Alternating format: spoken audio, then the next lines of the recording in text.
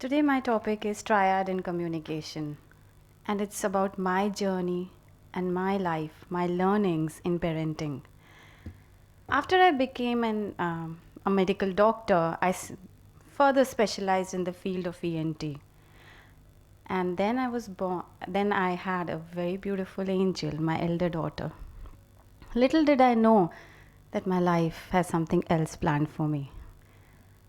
My daughter became a toddler, and my struggles began. I always felt I'm just not reaching up to her. More from my intuitive sense. I started talking to my friends, my relatives, reading a lot of parenting books, but as it wasn't meant for me, like it wasn't catering to my needs. And my struggles further increased when I was blessed with another angel, my younger daughter, again a beautiful girl. I felt I'm just being limited. My communication with my kids is being so limited. So I said, enough, let me take some actions. And thankfully, I, uh, I was attending the last day of a training program, Responsible Child Care. And my mentor, Louis Anita Williams, she said, Shilpa, I'm just observing one thing very consistently in you, and that's being you've been doing a lot of finger pointing.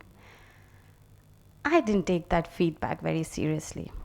I went back home and casually I just asked my kids. At that time, my younger one was 5 years old.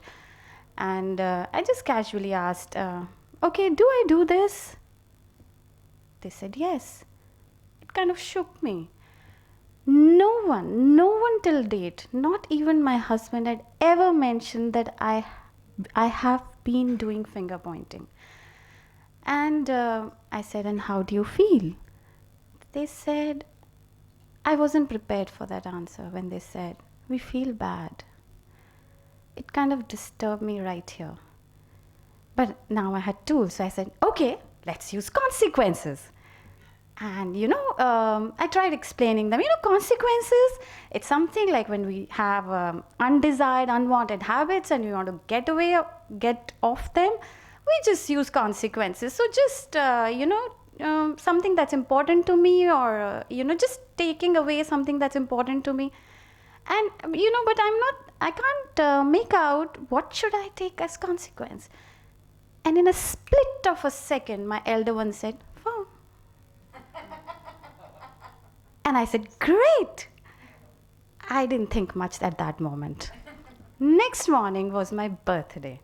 I was very happy taking phone calls, doing house chores, and I was in a full-blown role of a mother. And suddenly I see my younger one excited. Didi, she's calling her elder sister, Didi, come fast, mommy is doing finger pointing.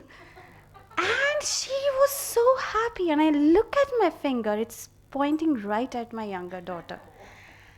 And I see the other angel, my elder daughter, walks in like a princess, takes away my phone from the table, and they both ran into their room. And I hear the phone ringing, and I hear them giggling. And I am feeling so helpless. Thankfully, that day I was supposed to meet my mentor, and I took along my kids, and we reached there. I greeted my mentor and I just narrated the incident. So she calls both my kids and said, sweethearts, consequences need to be for a limited time. So if your mother points out the finger one time, I think 15 minutes is good enough time. And it's your mother's phone, so it needs to be, she might have important or urgent calls. So pick up all the calls and tell them that mommy will call back in 15 minutes. My elder daughter took that responsibility and she did exactly that was told. That was the last day of my finger pointing. It's been 7 years now. My kids started loving the game of consequences. Three of us would pick up some unwanted, undesired habit, and we will fix up consequences for each other. So that day, we learned, I think I gifted something to my kids that day, and that was keep learning for life. If challenges never get over, how can learning get over? But I think I learned something more for myself on that day, and that's the first pillar of my triad in communication, and that's the non-verbal communication, the power of non-verbal communication. And I'm very thankful to my husband when he told me once, Shilpa, I think you should become a parenting coach and start getting trained into it. And I finally diversified my profession into parenting, and I started taking parenting sessions. I remember very vividly. A mother came to me and she was very upset, and she said, "I'm fed up of my kids. I just don't know what to do. Sometimes I even spank them. What should I do? They just don't listen to me. I get exhausted." So I just told her, "Okay, write down all your concerns on a piece of paper."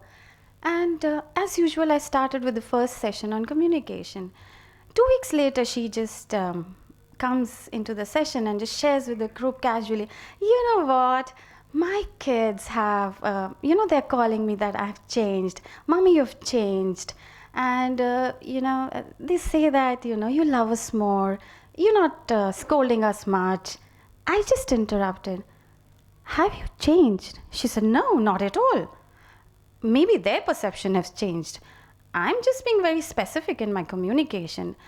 Earlier I would tell my son that I'm going to scold you. You're not listening to me. Let Papa come in the night. I'll make sure that I tell everything that you have done. Now I just tell him, the plate is on the dining table. Just keep it in the kitchen." For my younger daughter, she has horrible handwriting. And you just can't read her sentence. So I've just started telling her now. Earlier I would tell her, I'll be very open. I just used to tell her, work hard, you should work on your handwriting, teachers won't give you marks, improve your handwriting. Now I just tell her, just keep one finger space between the two words. And I don't speak further. That became the second pillar in communication. Being specific with kids, showing child a mirror of his actions is the second pillar. The third pillar is filling in accounts, and that's inspired from Stephen Covey. He used accounts in relationship. I remember I was taking sessions for another group of parents, and one mother, it was I think the second or the third session, and one mother just interrupts the session and she says, "It doesn't work. My child doesn't listen to me. And he is always running away from me, but he listens to his father." And, he's just started telling me, "You're a bad mom." And tears started rolling down her cheeks.